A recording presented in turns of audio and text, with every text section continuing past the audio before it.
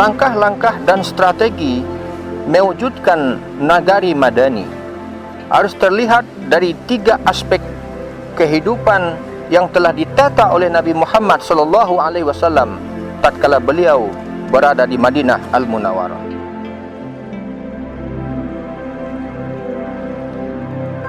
Assalamualaikum warahmatullahi wabarakatuh.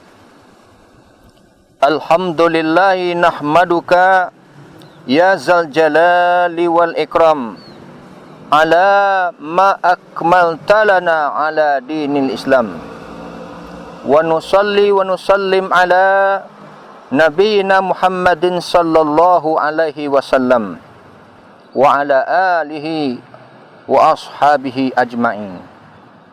Qala Allah ta'ala fil Qur'anil Karim, wa huwa alladhi ja'alakum khala'ifal ardi wa rafa'a ba'dakum fawqa ba'din darajat liyabluwakum fima atakum inna rabbaka sari'ul iqab wa innahu laghafurur rahim. Ialah Allah yang menjadikanmu sebagai khalaif.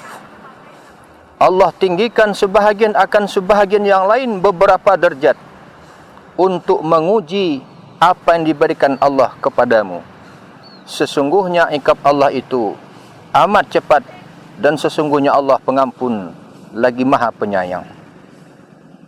Rasa syukur kita kehadiran Allah Subhanahu wa taala bagi seluruh insan yang sempurna, penyuluh agama, para ulama, imam khatib, sahabat-sahabat senagari, sekampung halaman, dimanapun berada.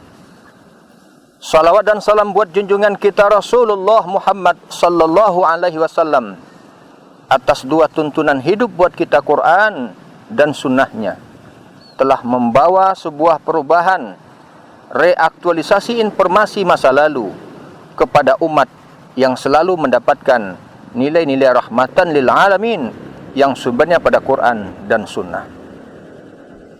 Pada kesempatan mulia kali ini, marilah kita coba lihat bagaimana tatanan kehidupan bermasyarakat sebagai satu langkah pemerintahan untuk menjadikan nagari kampung halaman punya strategi mewujudkan agam madani.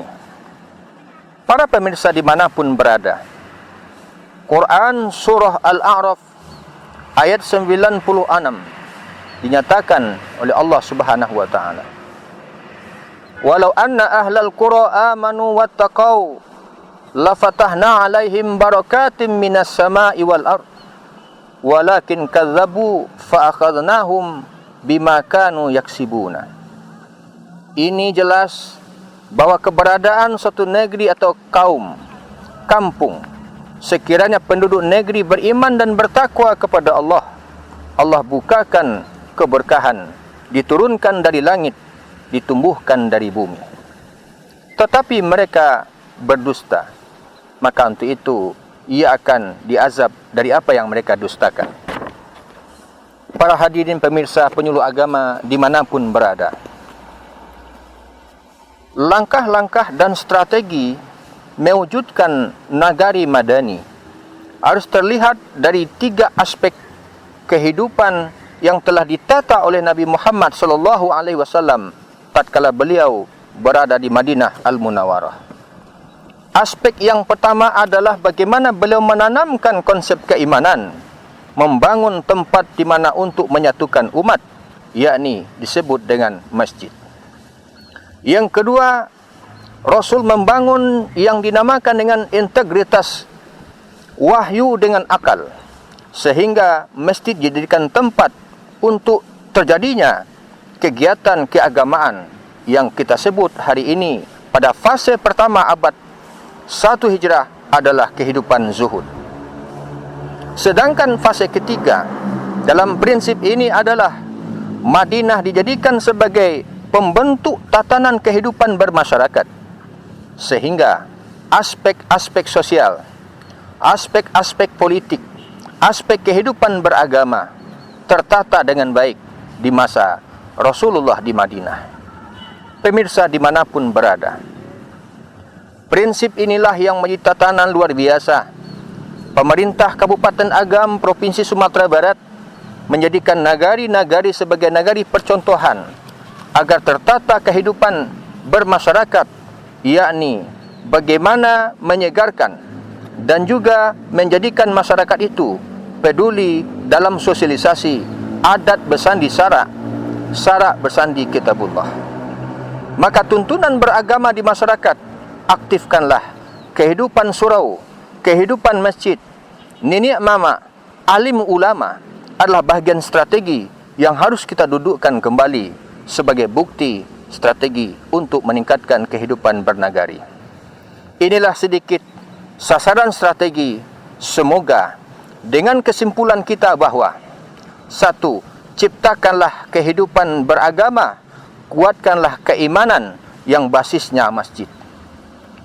2. Berilah internalisasi nilai-nilai Al-Quran dan hadis dan kembalikanlah mereka ke surau sebagai basis pendidikan akhlaknya. Yang 3. Bangunlah peradaban ekonomi, karena peradaban ekonomi yang telah ditanam oleh Rasulullah di Madinah sebagai bahagian untuk perbaikan kehidupan umat.